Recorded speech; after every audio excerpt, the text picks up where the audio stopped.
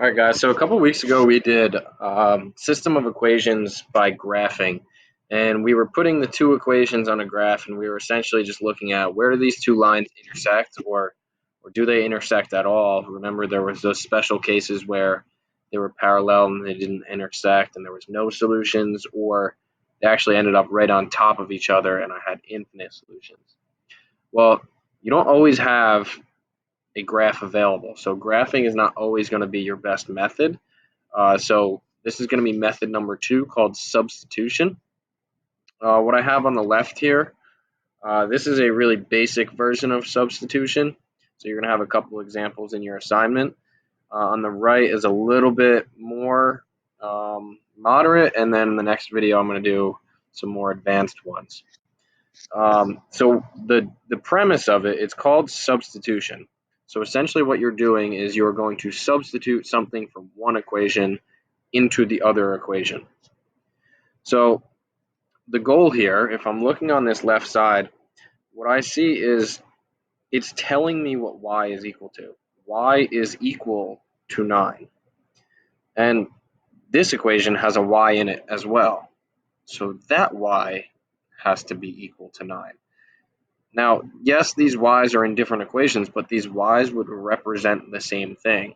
So if this y is 9, then this y is also 9. So the premise of the substitution method is to say, if I know this y is 9, then I can substitute that in for that y right there.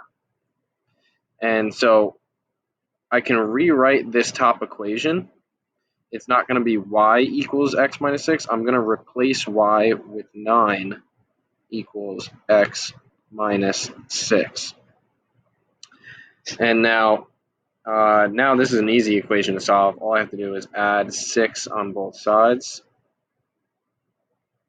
That cancels there. And I should get x equals 15. Now, that's just an x coordinate. Remember, the answer is where these two lines would intersect, like if I were to graph them. So all I know right now is the x coordinate. It's going to cross at 15 something. But I could figure out where that y coordinate is, because now if I use this equation again, I know what x is. So now I plug 15 in for x. So that would be y equals 15 minus 6,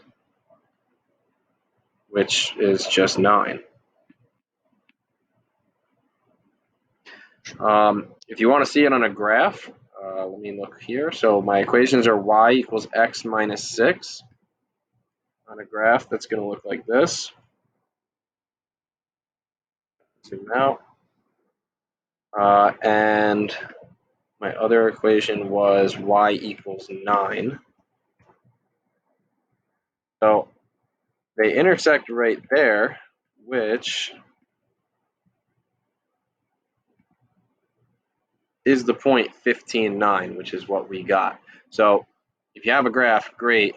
If you don't, I want you guys to be able to do it by hand algebraically like this using the substitution method.